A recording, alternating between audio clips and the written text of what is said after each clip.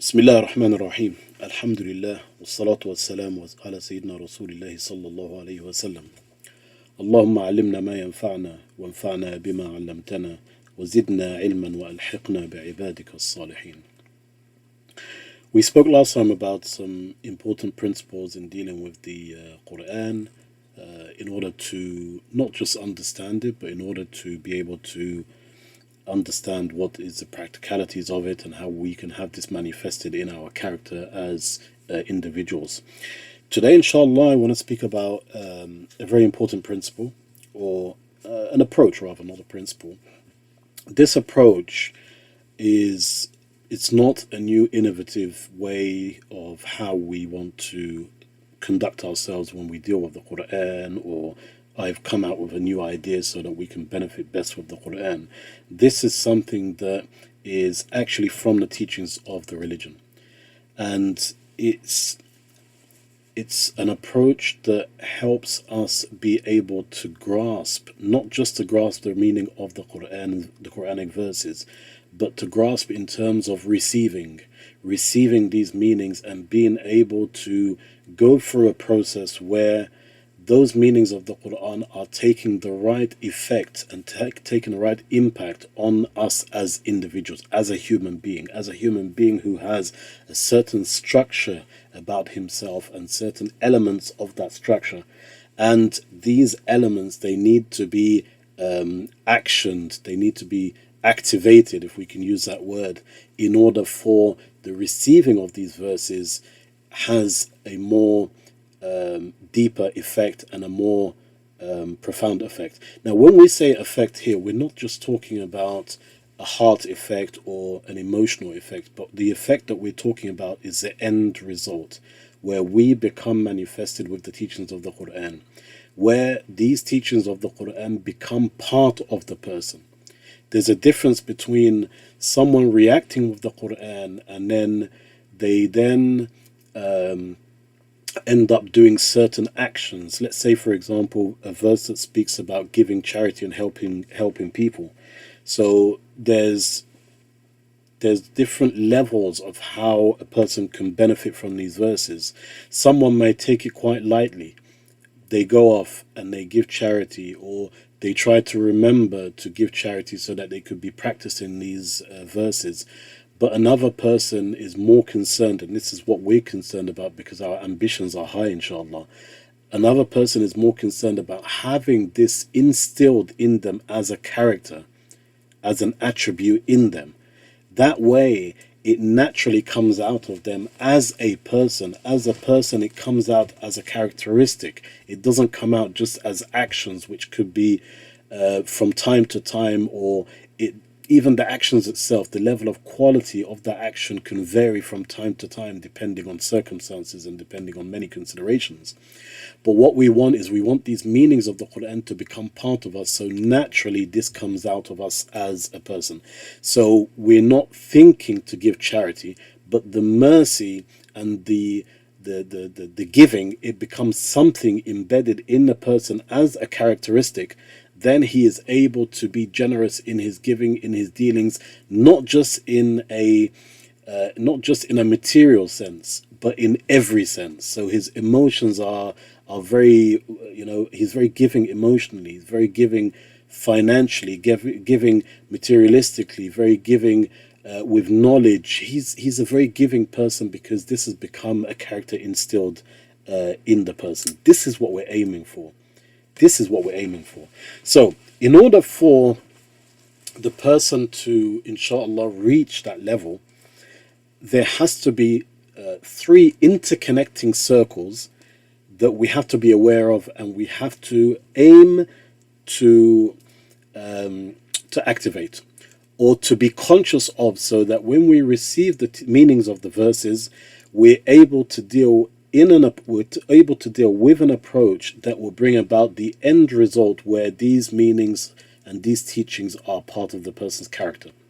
What are these three circles? The three circles are the heart, the mind, and the action.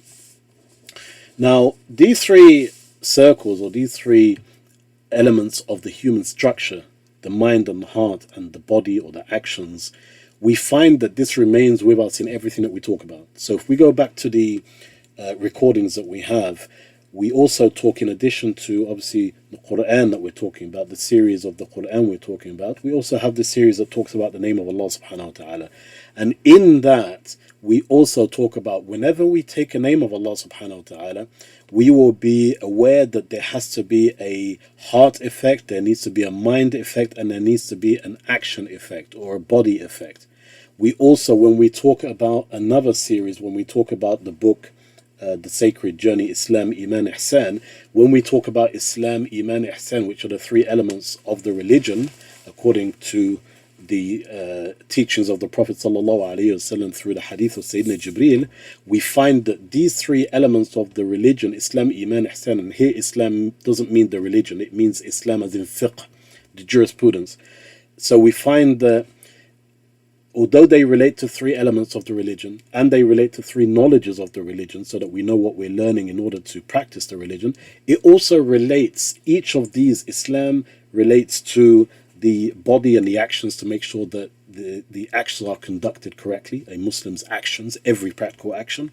Iman talks about the mind to make sure that the mindset correct and the perception is correct, and the ihsan talks about the heart to ensure that the heart condition is correct. So we find here that these three circles remain with us everywhere.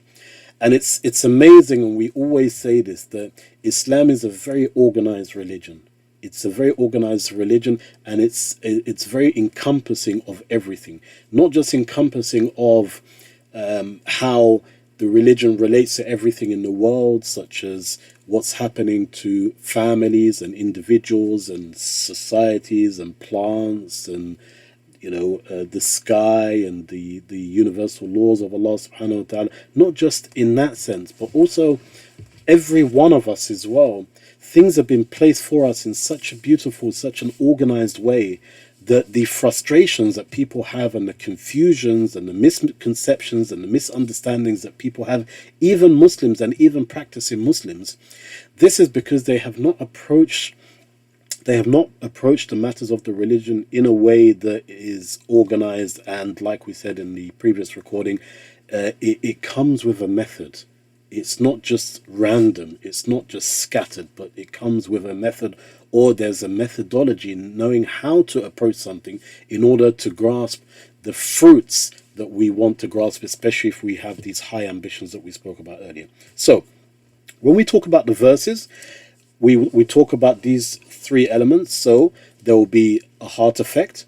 Obviously there's two different types of heart effects, or let's say there's it could be looked at as two elements or two ways of the heart reacting. The first way is, in principle, any verse of the Quran is from Allah subhanahu wa ta'ala. He is talking to us subhanahu wa ta'ala. This is what Allah wants or asks that we practice, and this is what is expected from us.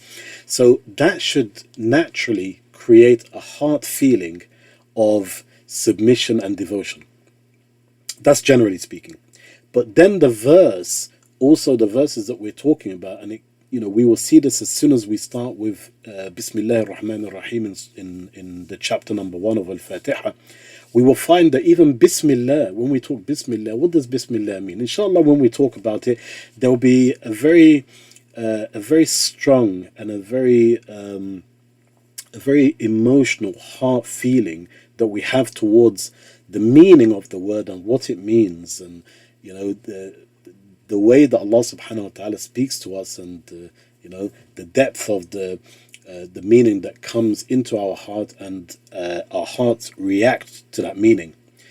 But that's not enough, because remember we said that the Quran is a book of guidance. So for us to be sitting here and just reacting emotionally towards something and saying it's so beautiful, it's the verse is amazing, I've never understood it like that, my heart feels so humble towards Allah subhanahu wa ta'ala, that's not enough. There has to be another circle. This other circle is the mind circle. What do we mean by a mind circle? We say the Quran is something practical. The Quran is here to guide us. It's a book of guidance. So naturally, when there is a heartfelt or there's emotions or there's a heart reaction to the verses, there also has to be a mind and intellect and thinking and perception element to it as well.